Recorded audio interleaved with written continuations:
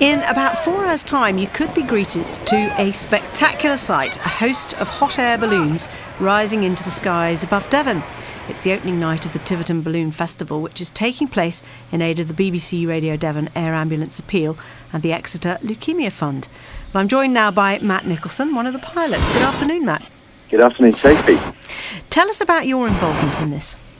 Well, I'm coming here with a British Airways hot air balloon, and we're coming to have some fun with the 50-odd balloons at the festival, and to see the Devonshire countryside. So we'll be flying mornings and evenings throughout the weekend. So you're an airline pilot for your day job, flying rather large aeroplanes, I understand. That's right. So my day job is I fly Airbuses for BA, based in Heathrow, and flying around, well, most places, Europe, Russia and Africa. So why do you like going in a balloon? I mean, it's quite different from powering a sort of huge lump of metal through the skies. Yeah. Ballooning is absolutely beautiful. Firstly, it takes you to parts of the country that you don't always go to before, brings people together. It's a very sociable sport, and it's a very gentle way to cruise through the skies. Unlike flying at decimal 7.8 in an Airbus, we're flying at about 12 miles an hour in a balloon. So it's a really pleasant way to spend your day. You kind of get the impression that being in a balloon, you're sort of drifting around and going with the flow. Is that right? Well, that is right, really, yeah. We can't steer a balloon per se. We don't have any fans or anything like that. But what we can do is to change our altitude to get a different wind direction. So we're always going downwind, but we can go up or down to steer ourselves towards a point. One thing that always puzzles me is what happens when you've got to land, because how much control do you have over that, and how does that work? Yeah, well, in a hot air balloon, you burn roughly every 30 seconds or so, and every time you put some heat in, it almost immediately has an effect on the balloon. So you put a burn in, and you can maybe gain about 5 feet or so. So when you're coming in to land, you look down and you choose a field that you want to go to, and you can see what the balloon is doing relative to that kind of glide slope, if you like, that line towards the ground.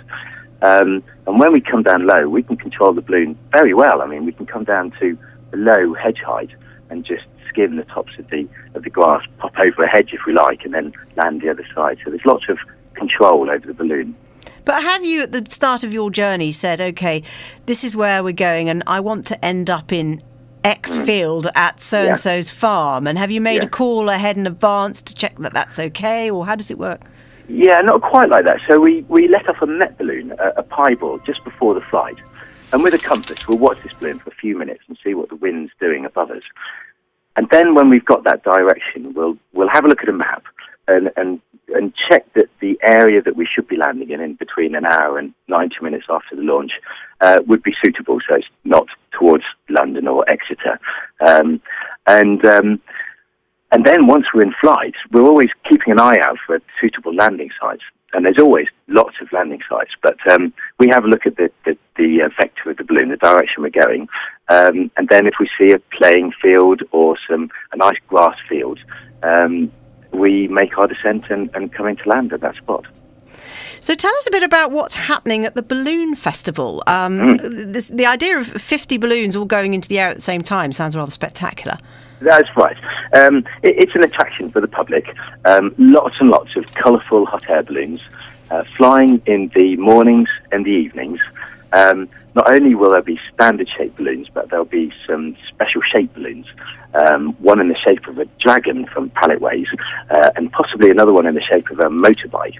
And so these balloons will be flying mornings and evenings And the mornings will be meeting about 6 to 7:15 in the morning, so great for the early birds.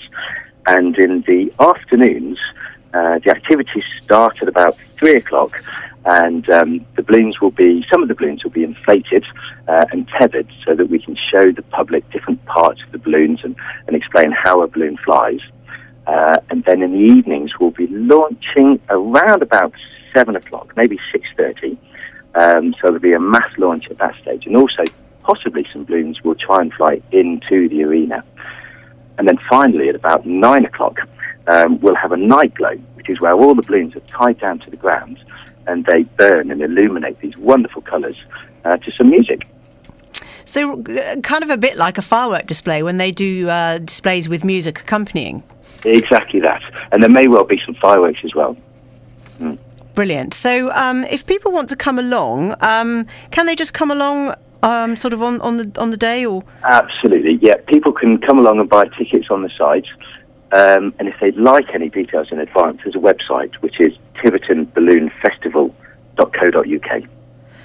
And what are you most looking forward to about this weekend, do you think? Well, I'm looking forward to seeing all the balloons in one space. I mean, when the balloons launch, it's a really beautiful sight, seeing things kind of transfer from being tied to the ground to gracefully flying in the sky.